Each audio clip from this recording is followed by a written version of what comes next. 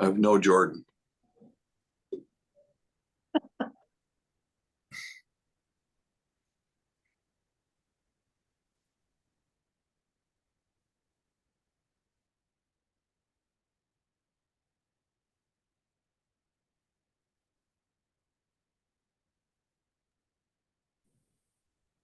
Good morning, everyone. My name is Jordan Kadekel, Vice President of Sales at PMA Brethour. Thank you so much for joining us today for this webinar brought to you by PMA Insiders. First will be a market update by Andy Brethour, Chairman of PMA Brethour. He'll discuss where we are in this market and where we're going as we turn the page into 2024. And second, we'll hear from Alana Hurst, founder and CEO of Otherhome, which is a revolutionary proptech that effectively solves real estate affordability issues. Throughout the presentations, please enter your questions through the Q&A tab at the bottom of the screen, and we'll do our best to answer them all at the end of each presentation. Let's get started with Andy, who'll give us some clarity on what to expect as we go forward into the new year. Andy? Hey, am I there? I'm there. Let me see. Okay. I'm here. Okay. Everybody, good morning. Great to get started with you this morning. Thank you for joining us in a review of where we're at in this market, where we think we're going in 24. The gray hair I've got here in the top of my head gives you an indication of how many recessions I've been through. This will be my fifth one. So from the early days of 1981, 82, 89 to 94, 2000 to 2001, and then again in the period of 08 to 2010, and now we've perhaps got another one in front of us. Thank goodness 2023 is over.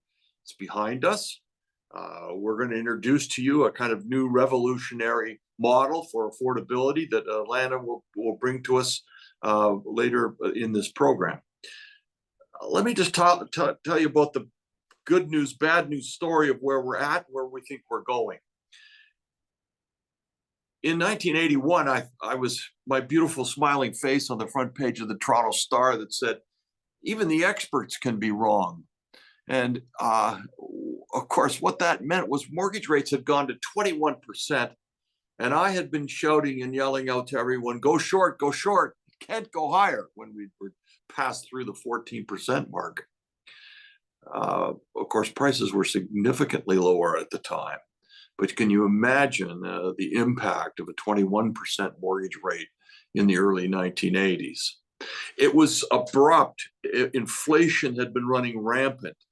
And it began with Ronald Reagan's presidency in the United States. And he crunched inflation and beat it to the ground in a very tight, almost 18-month period. From there, we came out of that into a roaring 80s, the most amazing period of real estate probably we've seen until more recently during the pandemic. But by 1989, we blew the top off real estate. The bankruptcy of the savings and loans in the US, real estate had been speculative, massively speculative. Through the 1990s, and in fact, I can show you pretty dramatically how the period of decades, each decade has had an interest rate bracket around it.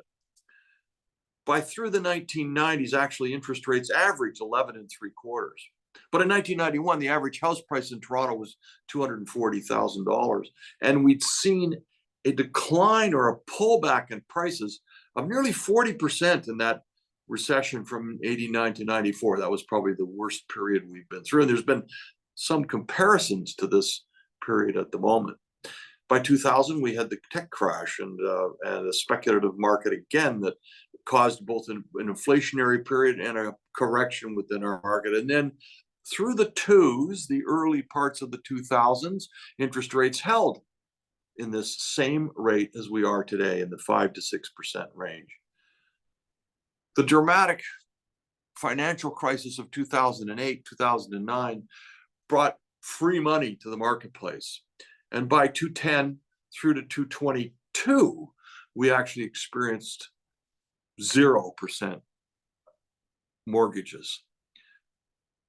rates in the 2% range, but inflation gone, financial issues skirting around the market. And we had, of course, this free money decade almost. And as a result, a period that by the time we got into this pandemic, this odd period of a pandemic for 2 years, a marketplace that had found a level of exuberance, irrational perhaps in real estate everywhere, that caused this blip or this surge through 2020 to 2022. By February 22, the Bank of Canada will recognize at that moment in time that they were late to the party.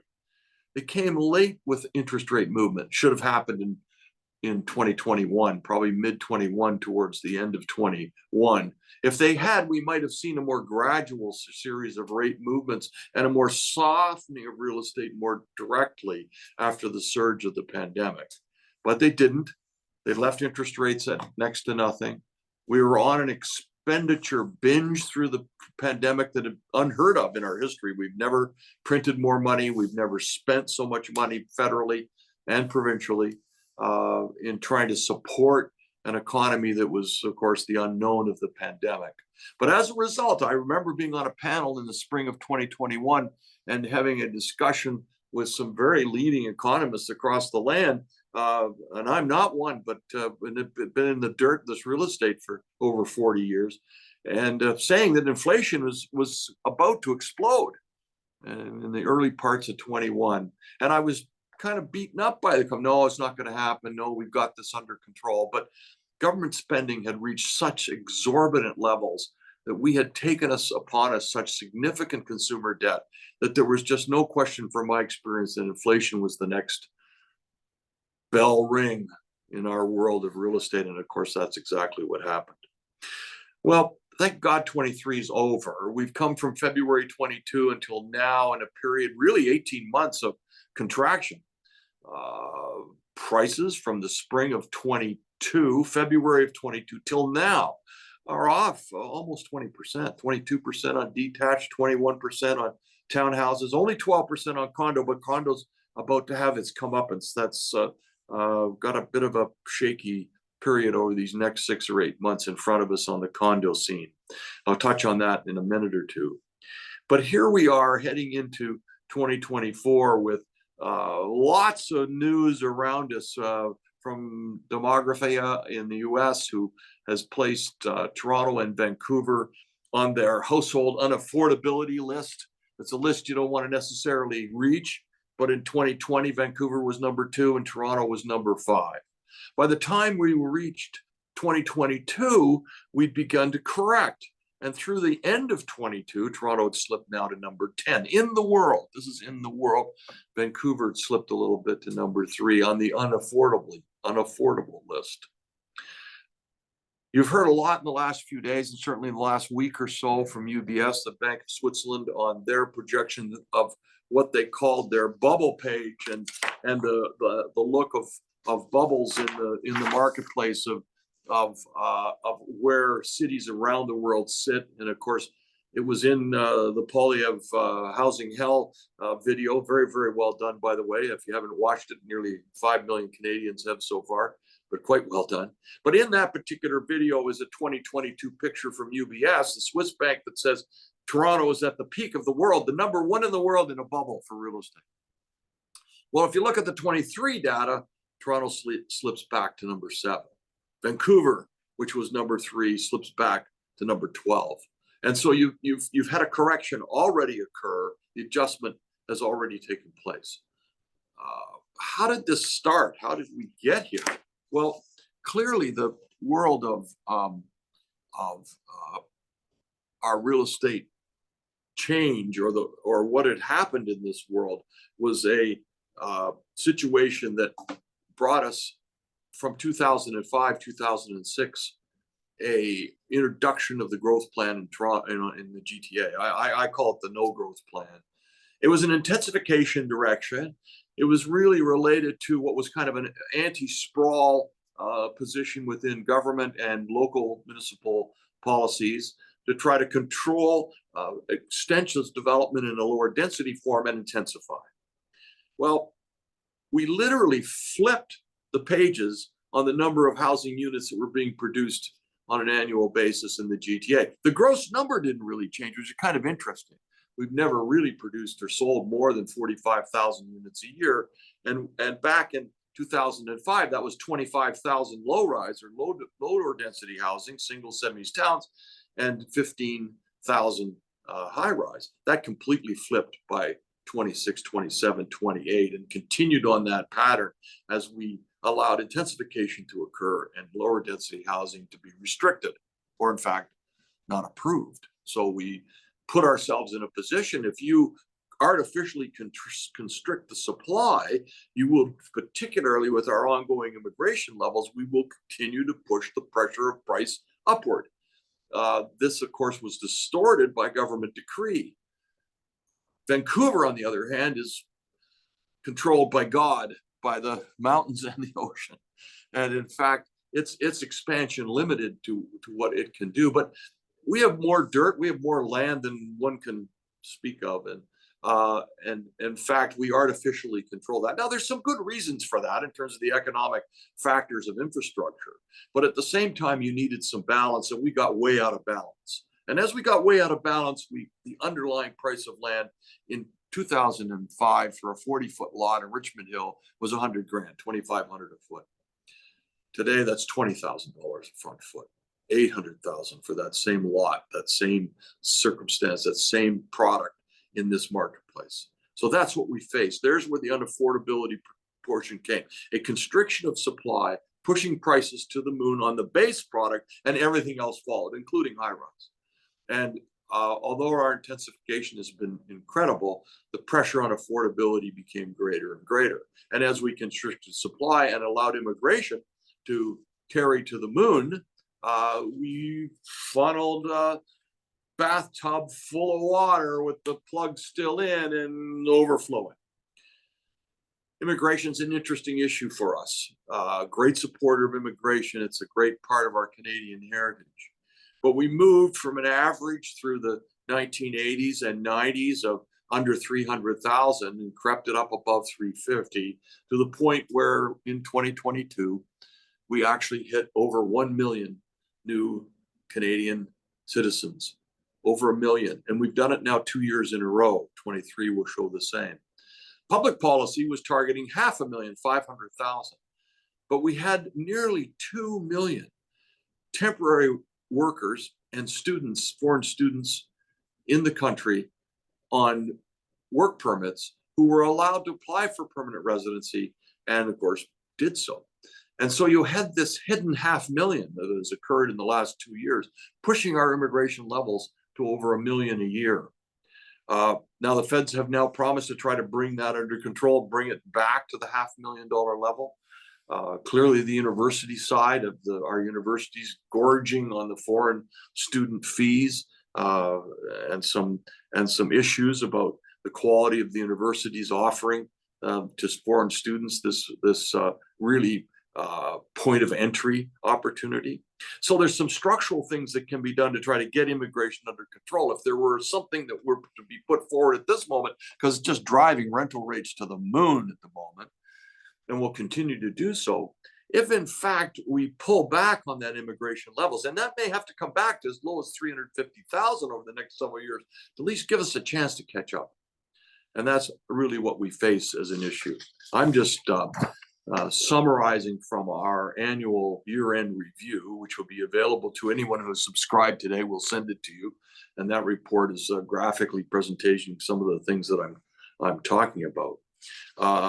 You know, that student work permit circumstance right at the moment is at nearly 800,000 students, 1.2 million in terms of temporary workers. So that's the 2 million that are sitting there right at this moment. But what's interesting in the GTA is another factor that's underlying this, and that's population outflow. Normally, we've been out of this, let's call it the 500,000 that we see as has been allowed in immigration. About 30% of that has ended up in the GTA, or 150,000. But there's been a phenomenon occurring, and it reached nearly 75,000. So almost half of what new immigrants arrived, 75,000 people left the GTA. This was all driven by affordability, and it's leaving to the fringe, to the 905, 519, 705 exchange areas, and that population shift to small town Ontario is quite dramatic The impacts there are something special, can be talked about in a whole separate section. But this movement out of the city is quite an interesting phenomenon. Well, in all of this, we had this great big inflation scare. Today, inflation was announced last week at 3.1%. That's down from 8 earlier in the year.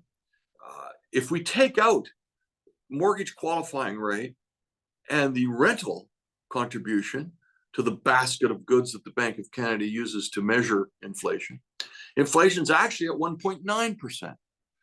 So mission accomplished. Thank you, Tiff Macklin, the Bank of Canada, mission accomplished. In fact, they've done their job. They've moved the inflation target down to their absolute below their target rate at 2. Mortgage rates and rental rates are self-imposed. That's been impactful by the 8 to 10 times that rates have gone up in the last 18 months. So it's been a self-imposed restriction or impact. But at the same time, our GDP has been flat. So we've not had any growth in our economic strength. Productivity, actually one of the lowest in the G7. So the combination of these factors, strong immigration, flat GDP growth, massive inflation trying to adjust, is why we're in this bumpy period now, probably targeting or feeling the sense of perhaps reaching a recessionary period. We may be in one right now. It doesn't feel like it. It feels bumpy for housing. Sales, of course, are off 50% on the new home side and 30% on resale. And these next 6 months are likely to be fairly bumpy, period. It's likely that interest rates, just as we have been able to show decade by decade, will hold within a 5% range and hold within that range within the next 5-year period, at least, and beyond. So don't expect rates to drop significantly below 5, and they probably won't grow significantly above 6, but will probably hold within this 5% range. And the key factor for this is bond yields. What I want you to watch regularly are the bond yields that are there within the marketplace that determine mortgage rates. And bond yields are falling off a cliff at the moment, have dropped from over 4.4 to 3.4, 100 basis points within the last 60 days. And as a result, you're going to begin to see that's a barometer, that's the measure of where mortgages will be, and mortgage rates will be coming down. Now, April the 10th at 10 a.m. will also be a rate cut from the Bank of Canada as we go through this bumpy period over the next 6 months or so of uncertainty and a recessionary pressures as the market or the economy begins to try to adjust. Unemployment is up, wage growth is now beginning to stabilize, inflation is down. It's setting itself up for the first of perhaps many rate cuts into 2024. Benjamin Tall at CIBC suggests 3.5%. Bank of Canada rate by fall of 24. That's a 1.5 decline, 150 basis points. That will bring interest rates on mortgages down into the low 5s. You might even see us, this is for 5-year posted, you might even see us sneak around at 4%, of a number with a 4 in it, but that's not until late 24. So where are we going? It's going to be kind of bumpy, uncertain, particularly on the condo side. There's over 32,000 closings coming on the condo world within the next several months. And the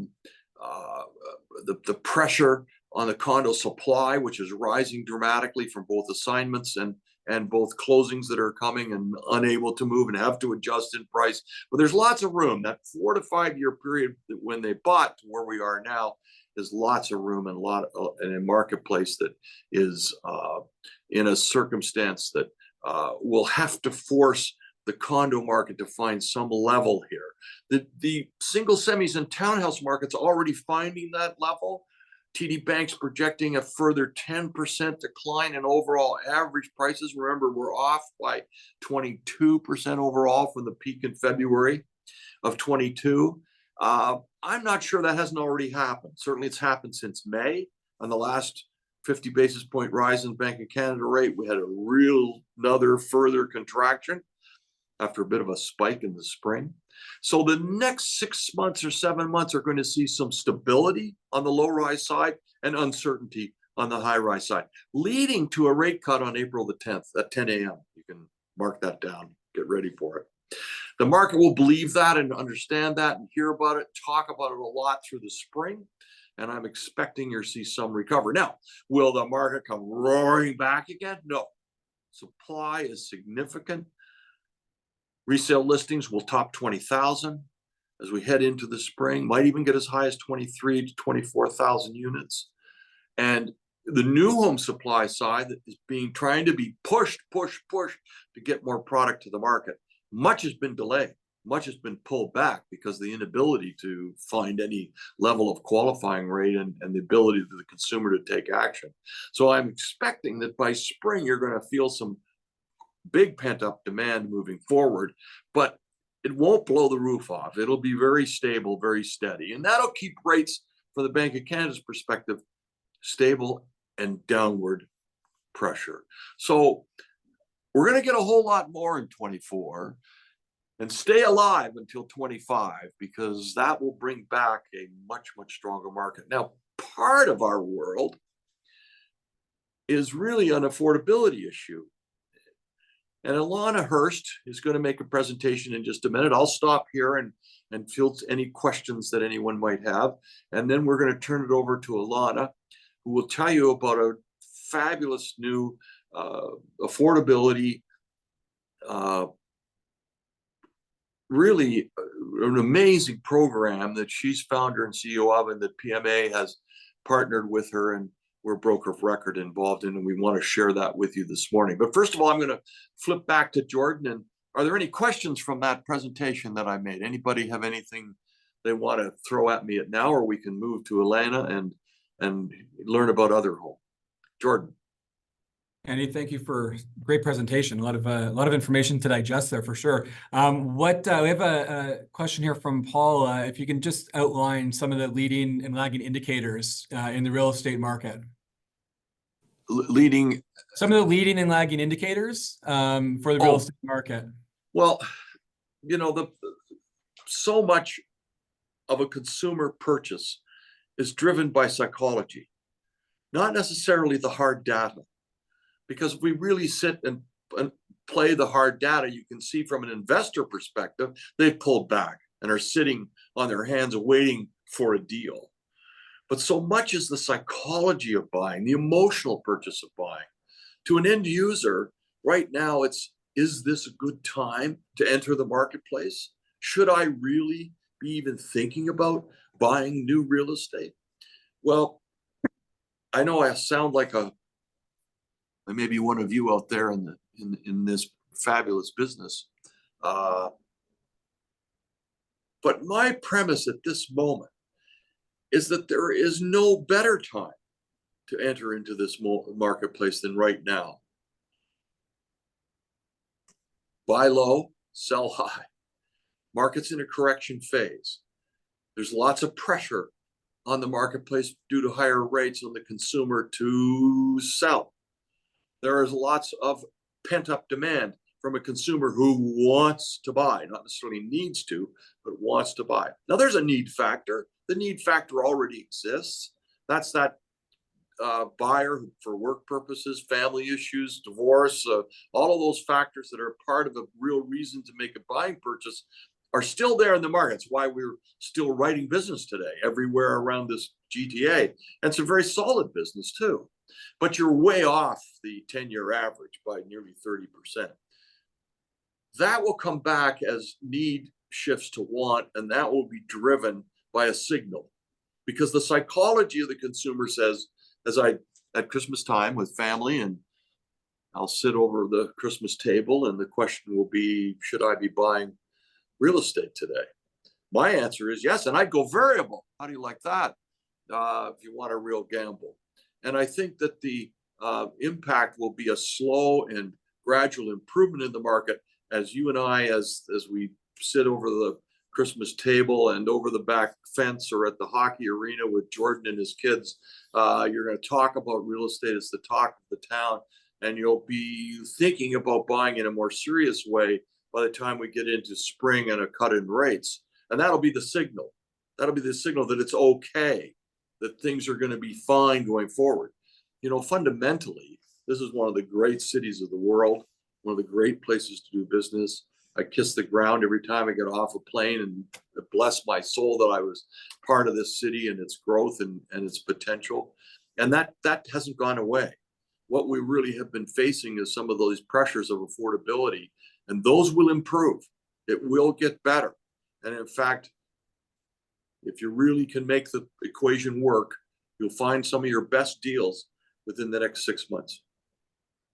It's interesting, Andy, the conversations that you know, had with some people in our broker community is exactly around that. It's that there's clients that are there and they're waiting and they're wanting to buy and they have the money and they're sitting with the cash too, with the deposit, and they're looking for a deal for value.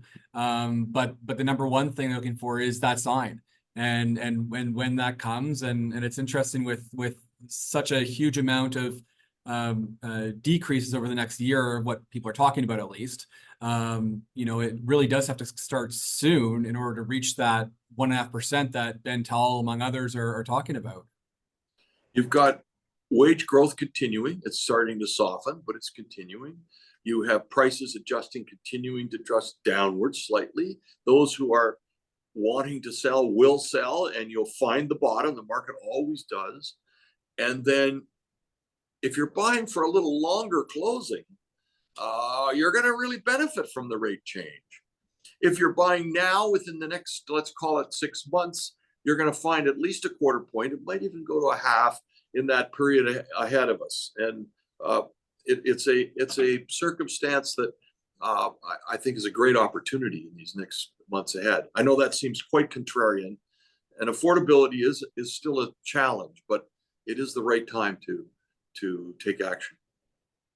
I think that feel like we should pass over to Ilana. Let's do it. Now, Ilana joined us several months ago. We have another wonderful program coming in January, February called Condo Clearinghouse, which we'll be introducing to you very specifically, and Ilana is running that as well. But she's here really as founder and CEO of Otherhome, which is a really thought-provoking process of how to address affordability and create an ownership pattern that I think you'll find really interesting and very special. Ilana, over to you. Thanks, Andy. Thanks, PMA, for coordinating all this and for the opportunity. And thank you for everybody who's chimed in today to check out what we do. I'll give you a quick background on myself. So I've been in Toronto real estate for almost 20 years. Prior to joining PMA, I was the resale sales manager at Spectrum Realty for about 6 years. Though through my entire real estate career, I've always been an avid traveler and done some international real estate. So when I saw years ago the affordability crisis that was starting to come down the pipe, I kind of came up with the Otherhome concept and how I can kind of combine the two to kind of, I guess, fix the other flawed co-ownership options that are in the marketplace to provide something that's more low risk, balanced, and just an overall better legal structure. So that being said, I'll share my screen. Hopefully everybody can see that. So I do have a bit of a large presentation today that I will make accessible to everybody on a drive with a QR code. So as I go through the slides, I'll just do like a high level overview. And then if anybody has questions, feel free to put them in the chat. I don't mind being put in the hot seat. So for the first slide, I'm just going to go through some statistical information. So vacation home industry is massive. You can see here that in 2022 was valued about $82.6 billion US with an annual compound growth rate of about 5.3%. And there are nearly 10 million second homes in the US, and the majority sit empty for 10 to 11 months of the year. So typical vacation home ownership challenges, they're obviously quite expensive, difficult to get to, difficult to maintain. and statistically they sit vacant and unused about 92% of the time. So for example, Canadians receive an average of 10 vacation days per year. Even if they use 8 weekends in addition, that's 1 month of use out of the entire year. So how otherhome overcomes these challenges is we make it affordable, and we are currently operational in Ontario, Florida, Turks and Caicos, and Mexico. I will go over some projects that we currently have available at the tail end of the presentation. So we essentially make it affordable because we can have up to 8 owners on the property. It is fractionalized ownership, and all owners retain 100% ownership and go on title. So it is not a timeshare. We also provide full maintenance of the property, including short-term rental management, property management. We basically take care of everything, bill payments, all through our proprietary technology that we have developed. And we optimize and potentially monetize vacancies. So instead of it sitting vacant majority of the time, the home is used by owners that are only paying for what they use, or they're earning revenue through rentals or global property exchange, which we'll cover in later slides. So for buyers, we offer the opportunity to purchase pieces of vacation homes from 1/8 to the whole thing. You can have one buyer that maybe wants to buy more than one share, depending on the amount of money that they want to put down and the amount of weeks that they would like to use or optimize per year.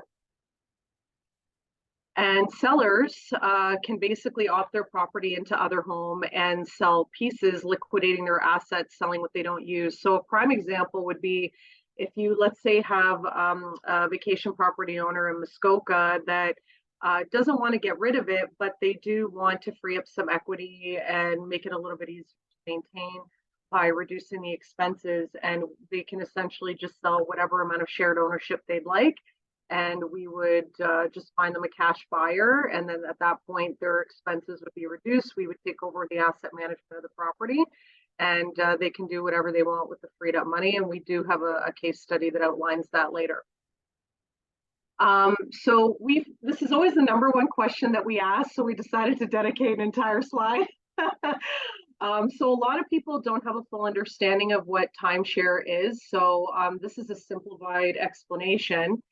So typically in a timeshare, users just buy blocks of time. They have zero actual ownership of the property, and they typically only receive about 1 to 2 weeks of usage per year. It has a bad reputation with high markups, which makes resale almost impossible. And it's typically the same weeks reserved every year, which is unfair to most users. And you can be sharing time with up to 52 people because you're only getting 1 to 2 weeks of usage per year. So with otherhome, owners have 100% ownership with their names on title. Each owner receives 6 to 48 weeks of usage per year. Actual ownership means easier resale potential, and our proprietary usage calendar rotates, offering fair usage for all owners. We'll go into that into a later slide. This is just some good news. We recently made it onto Yahoo Finance. I can share that link in the chat later on if anybody wants to check out the full article. But here's a little screenshot of that there.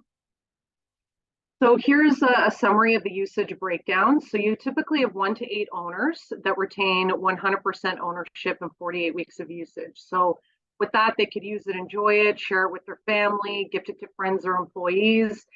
They can globally exchange it for other properties, resorts, and yachts through the Third Home network, or rent it out for income, either long-term or short-term, because we understand some jurisdictions have rental restrictions. We'll get into more detail on that later in the presentation as well.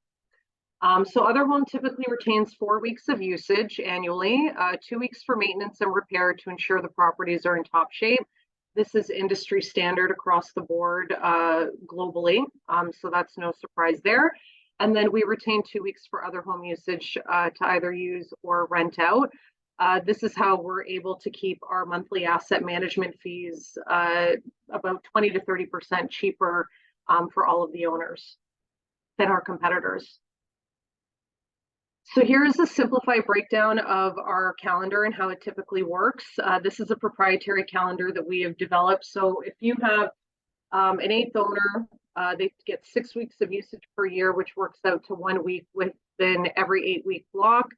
2/8 owner gets 12 weeks of usage, which is 2 weeks within every 8-week block, and so on and so on. We made sure that with the days that the calendar falls on, that each owner will get a fair share of peak weeks, non-peak weeks, and holidays each year. We also allow through our technology owners to swap time within their own property with the other owners should they choose. So our technology is actually very easy. The calendar system is already built in, so owners can simply just go in, select the week that they own, and just tell us what they want to do with it, whether it's use it, leave it vacant, rent it, or exchange it, and then we take care of 100% the rest. And they can, view all their audit trails of the property and billing summaries and print reports for their accountants and all that good stuff. We made it very simple and easy to use. So as mentioned, we do full maintenance on the property. So we become the asset manager for every home. We ensure it's clean before every use, that it's in great shape every week. It is inspected by our local partners. Obviously, multiple owners means more people keeping an eye on things, and more usage means more care and security. So a lot of property management companies don't also manage the billing and the expenses, which includes, but is not limited to, utilities and taxes, and they're all split based on each owner's proportionate share of ownership. So we're going to have a few case studies here. This is the liquidation case study for sellers. I already gave you kind of a general overview of like a Muskoka property, but this just kind of breaks it down into a little bit further detail. So we use Collingwood and $1 million ski chalet here. So let's say the owner, Alan, sells half of his chalet for $500 and retains 50% ownership and 24 weeks of usage per year, which is still far more usage than his 4 weeks of vacation time. And he can choose to spend on, whatever he wants, other properties, luxury items, again, it's his equity. So at that point, he can do what he wants.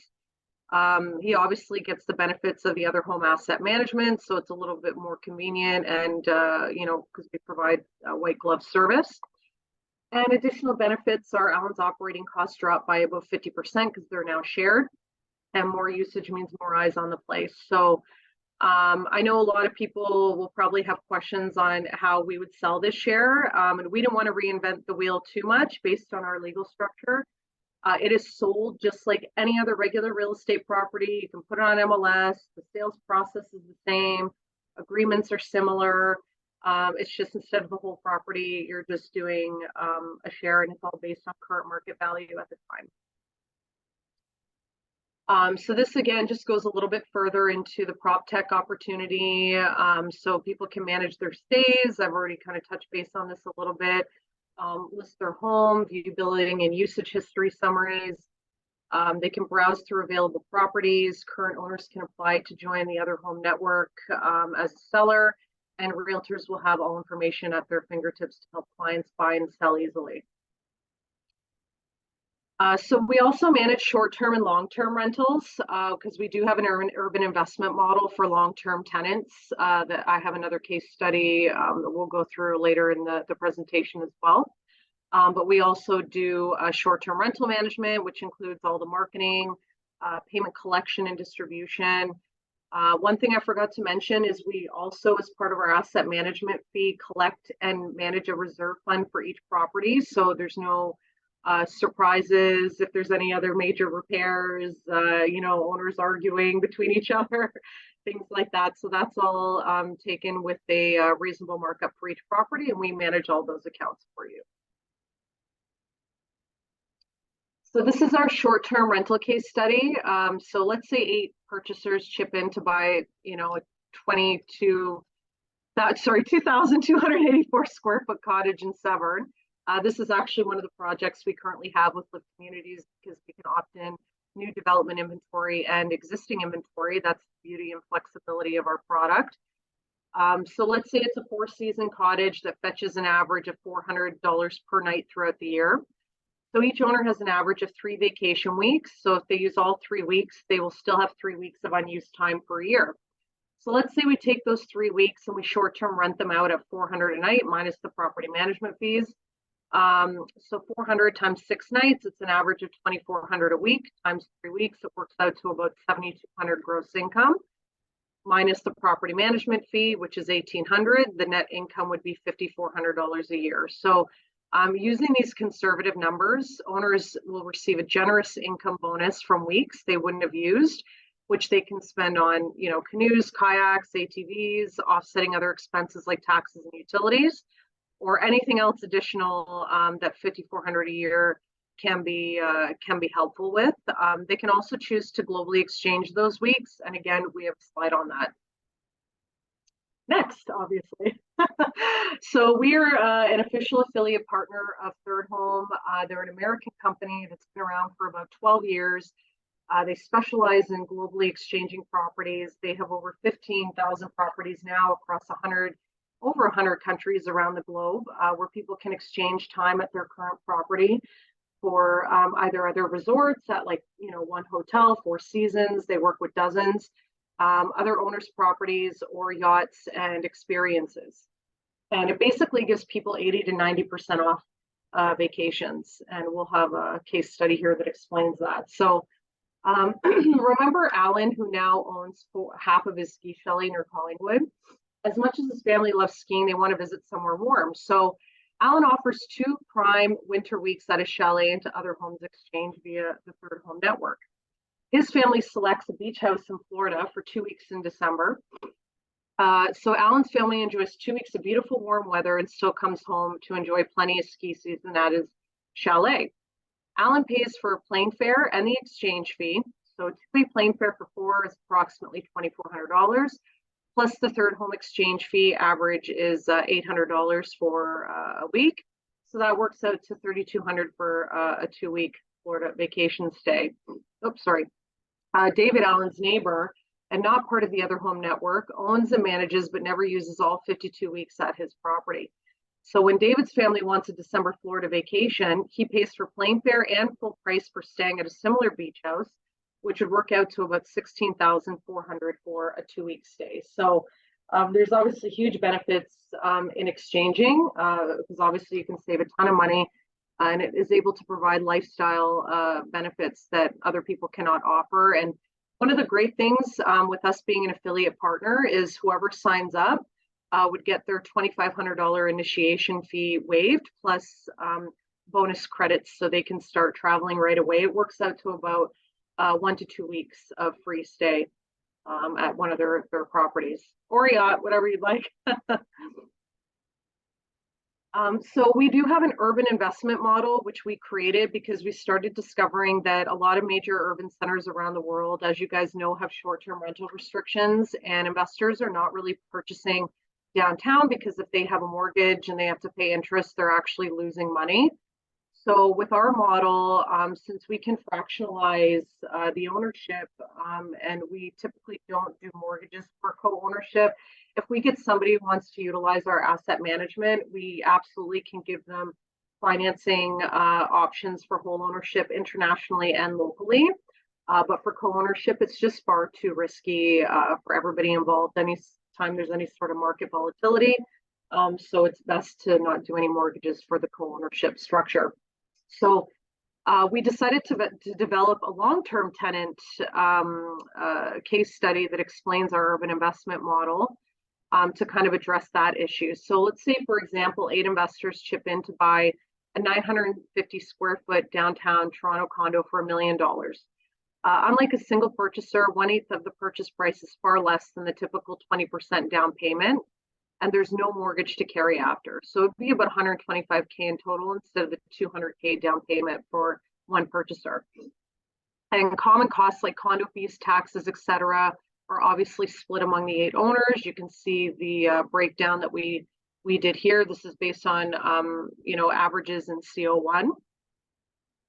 So with our structure, that essentially works out to positive monthly net income potential of about $625 a month each share, which works out to $4,306 per year, and that is per 1/8 of a share. That is also with us doing the property management for the long-term tenant as well. Essentially, the property will appreciate at a conservative estimate of 3% per year. And it works out to a net return, including capital appreciation on the property and rental income of about 6.44%. So it's obviously a significant difference from an investor losing money to earning about 6.44% per year. So as we said, we can opt in both new development inventory and existing inventory. These are just some of the benefits on how realtors and developers benefit. So it's like, as I mentioned, less risky. It avoids, most of market volatility. Purchasers can't just walk away from deposits and leave developers with inventory products because these are predominantly cash deals. And it gives realtors a chance to build and expand their current client base. If you can offer them more purchasing options, if they're not able to afford a principal residence, they can start building some equity and getting into the market this way with a more less low risk and balanced portfolio. So the groups, we basically have decided to call these an other circle. We've just put together some potential ownership options because it's really flexible. You don't have to have 8 owners. I mean, if they only want a share, you just allow up to 8 owners, but you can have 2 people that want to split it 50% or 25%, so on and so on. You can just see some examples of that here. And now I'm just going to go into some current projects that we have and just give some very high level overview of the countries. We have projects available in Tulum, Mexico right now. One is pre-construction and one is existing inventory. So I won't go through everything because everybody's going to have access to this presentation on the drive, but I'll just do high level overview of the country. Tulum has the lowest crime rate compared to any tourist hotspot in Mexico. It's approximately 40% lower than Toronto's current crime rates. And the taxes are approximately 90 to 95% lower than Toronto's as well. Majority of people speak English there because it's mostly, Canadians, Americans, and Europeans. And it's a breathtaking destination, some of the best beaches in the world, and a short flight from Toronto. They also have a strong rental market with no short-term rental restrictions. So it really gives really high returns on investment, averages 8 to 16% net returns, and that doesn't include property appreciation, which for this area is approximately 10% per year and has been for consistently the last, I would say, 5 to 6 years. They also have very healthy and eco-conscious living. Tulum in particular is regulated by real estate law to prevent fraud or exploitation.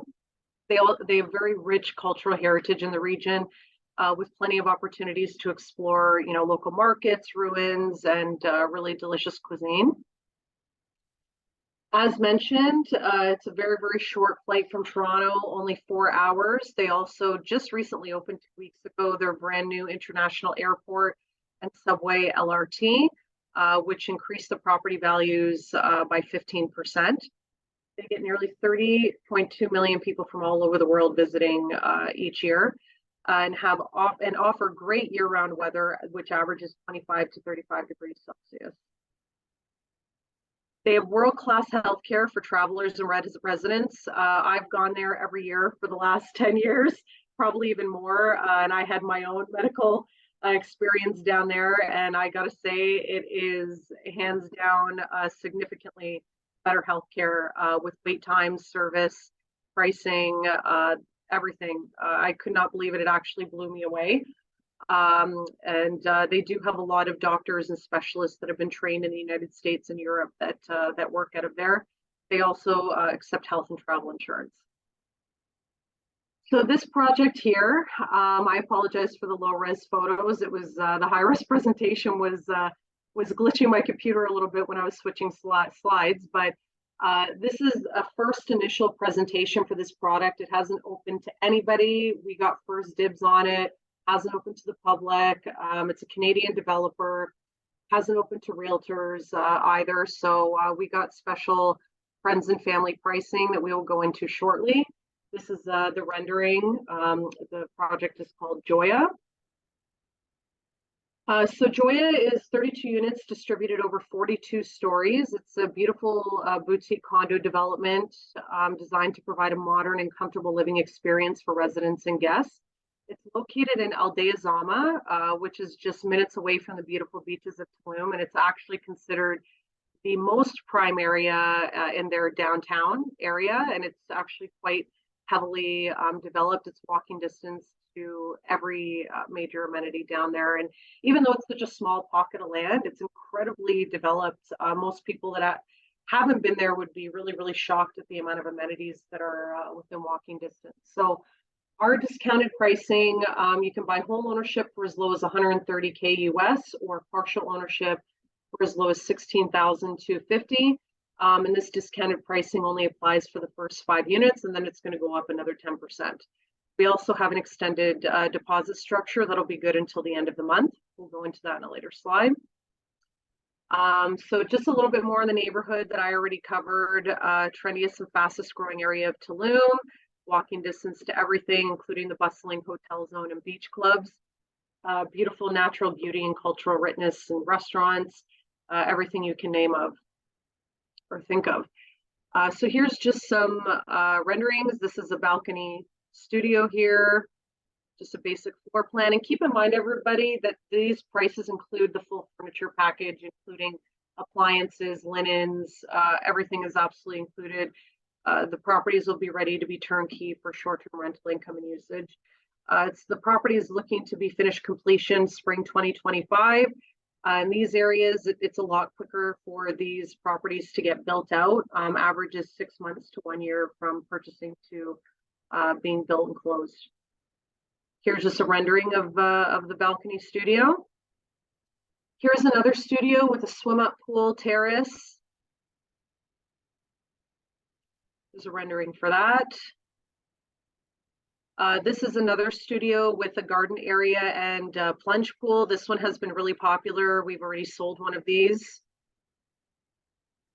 Another rendering for that. And this is a 2-bedroom with a lock-off. For those that are not familiar, lock-offs are really popular down there, especially with 2 bedrooms, because it allows you to lock off 1 bedroom and 1 washroom as kind of a hotel suite. So you can have multiple tenants renting out the same space, but at the same time, but they would still have their privacy. And this is just a rendering of the 2-bedroom. These are just some of the amenities. They're going to have 24-hour concierge and security with security checkpoints, infinity pool, sauna, gym, barbecue area, sunbeds, yoga, and an elevator. This is the rooftop communal area here, which is really popular down there. Barbecue area, gym and sauna. And this is the extended deposit structure. So this particular property has a net ROI of 8 to 9%, which varies by unit type. And the exclusive extended deposit structure is 5,000 USD on signing, balance of 20% in 15 days, 15% 90, 15% 180, 20 and 365, and then 30 on closing. And again, this extended offer is valid until December 31st. Canadian deposits are to be made equivalent to 5,000 USD, and it's based on the exchange rate at the time, the day that you submit the deposit. So this is our property that we have that's already existing. It's in the same neighborhood. You can see here you can buy for as low as 166 US and 2750 US for partial ownership. Again, it's an existing unit. It's a very small building, only 3 units. It's walking distance to Joya. It's currently functioning as short-term rental units, but it can be purchased as an entire building and converted into a hotel should people want to take that direction. Really, it's built in 2020 and they did a remodeling and expansion in 2022. Here's just some rendering of the units. It's predominantly studios. And this unit or project right now has an estimated ROI net of 10 to 12%. Deposit structure is 5,000 USD on signing. And then because it's resale, the remaining balance is paid on closing. Option to purchase the entire building for 550K USD. This is the same developer, similar units, same neighborhood. It's just a different building. It's a little bit larger, which is 12 units. You can see here they have some penthouse units, studio units. Same thing. You can purchase the entire building and convert it into a hotel. It's currently being used as Airbnb and short-term rentals. Some more renderings here. And it's the same thing with this. So 5,000 USD on signing and the remaining balance on closing, estimated net ROI of 13%, and the option to purchase the entire building for $1,591,000 US.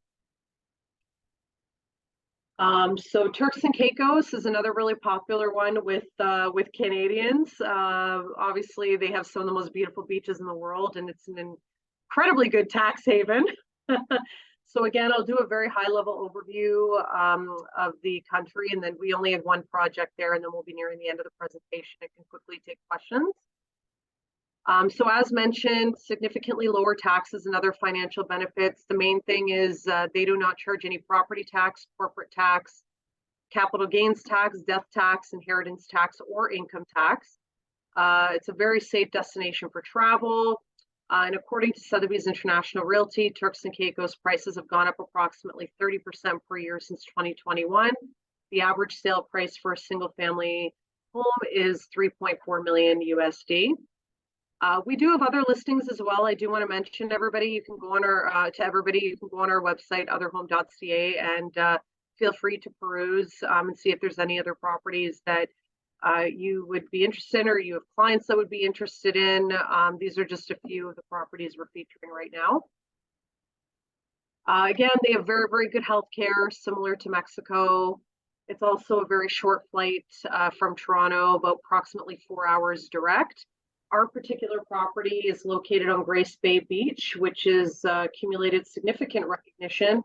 It was voted TripAdvisor's world best beach last year in the world. So it's in a prime island, prime location. There's a lot of very expensive properties on this particular island. And their crime rates are approximately 20% lower than Toronto's.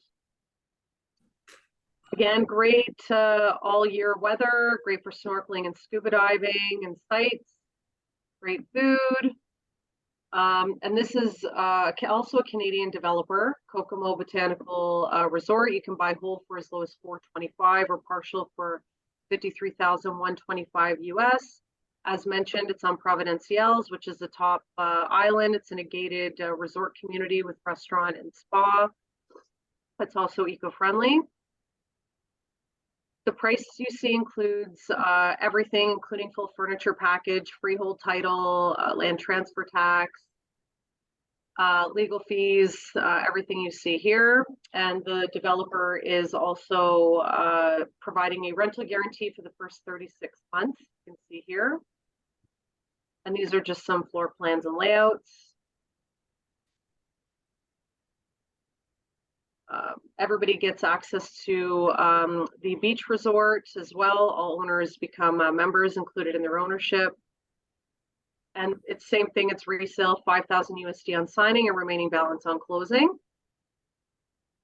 We already went through the purchasing options. Again, you guys can look at the presentation online. This is the co-op commission, because we do cooperate with realtors for each project if you have any clients that are interested. And that's it. So if you go to this QR code here, this will take you to our broker drive, which will give you all of the assets and more information for each project, and also the presentation. And I think that's it. Does anybody have questions?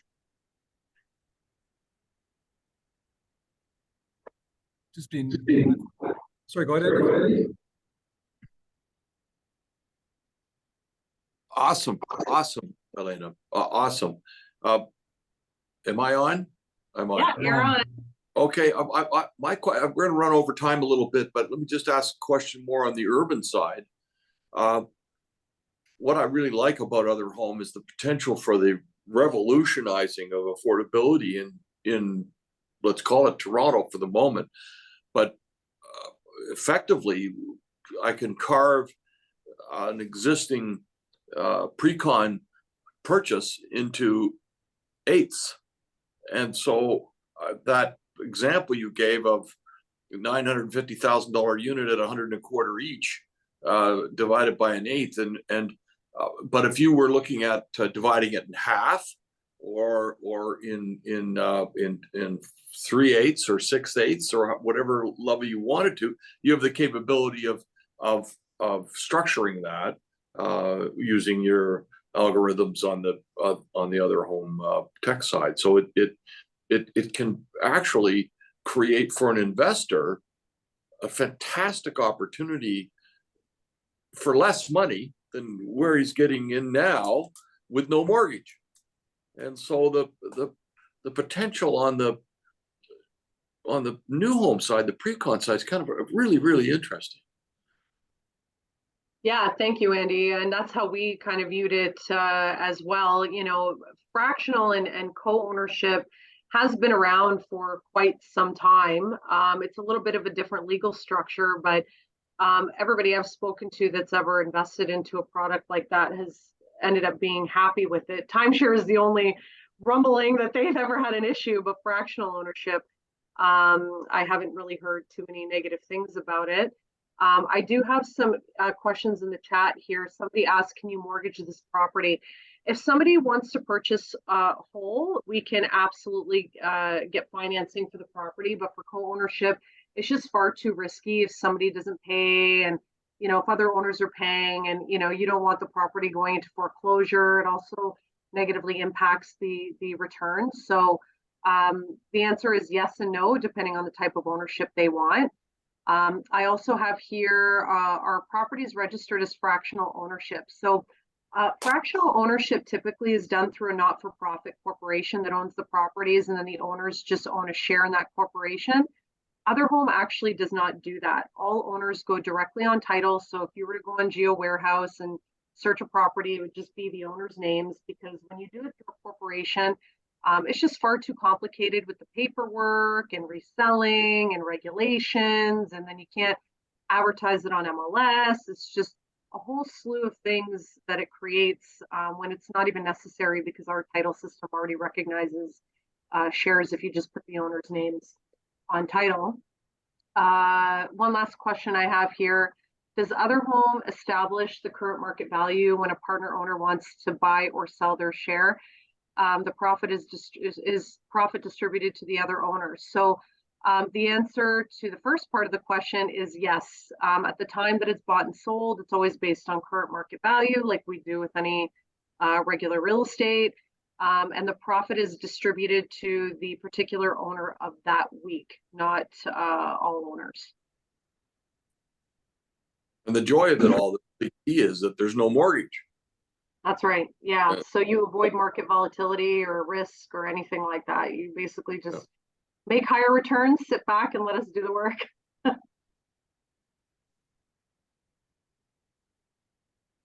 Any other questions, Jordan, from the seminar? I think the seminar we're good. I think Lana has answered everything and gone through everything. And if anybody has any questions about otherhome or if something comes up afterwards, and contact Lana directly and she'll go over it with you. For sure. Awesome. And if you have a client interested, you know, I'm always happy to get on a call with you and the client to answer any questions as well. You saw my email on the screen there, alana@otherhome.ca. Again, check out more inventory on our website, otherhome.ca. We will send the GTA housing market overview prepared by PMA Research and our great team. We put this out generally quarterly. So this is the year-end review for 23, and all of you who have registered today will receive a copy of that. And if you have any questions on it, it's very straightforward there, that you can just ask away and we will find the answer. Thank you so much for being here with us today. Thank you, Jordan. Thank you, Alana. Really appreciate it. Very good presentation. We look forward. Thank you, everyone, for attending the PMA Insiders, and we look forward to a great year in 24. Thank you so much, everyone. Thanks, everyone. Happy holidays. Happy Christmas. Thank you. Yeah, sorry. Merry Christmas. That's it. Ciao.